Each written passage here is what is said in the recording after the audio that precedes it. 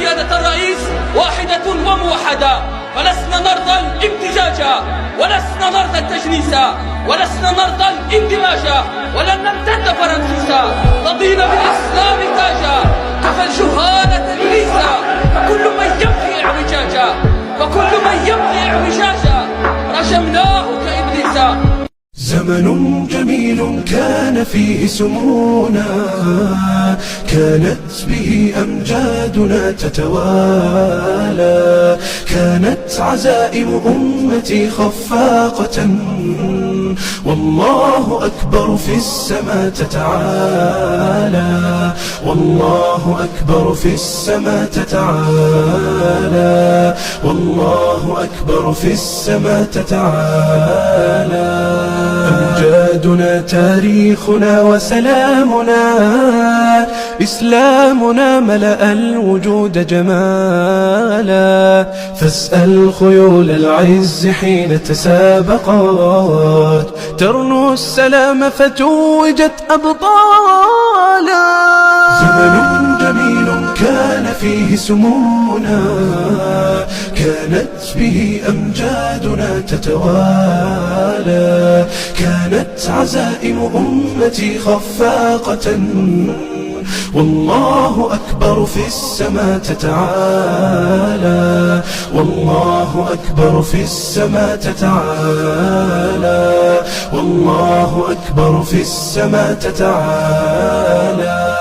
سيظل للتاريخ واسم حافل، سيظل فخرا يعتلي الأجيال، سنظل خير الناس في كل الورى، فلنا العقيدة تبعث الآمال، ولنا شرائع ديننا ستقودنا نحو التألق يمنة وشمالا، نحو التألق يمنة وشمالا. زمن جميل كان فيه سمونا، كانت به أمجادنا تتوالى، كانت عزائم أمتي خفاقة والله أكبر في السماء تتعالى، والله أكبر في السماء تتعالى، والله أكبر في السماء تتعالى. يكفي إذا كان الكريم بنصره قد بلغ الراجين فيه منالا، لا ننهزم والله يسمع صوتنا، والله جل جلاله يرعانا، والله جل جلاله يرعانا. زمن جميل كان فيه سمونا، كانت به أمجادنا تتوالى، كانت عزائم أمتي خفاقة والله أكبر في السماء تتعالى، والله أكبر في السماء تتعالى، والله أكبر في السماء تتعالى. كانت أرض الجزائر آنذاك بمثابة مركز لانطلاق الفتوحات الإسلامية نحو أوروبا، وقد برز من الجزائريين قادة عظماء دخلوا التاريخ، أبرزهم طارق بن زياد فاتح الأندلس. طارق ولد سنة 50 في الجزائر. نعم. ولد طارق وهو من أصل بربري.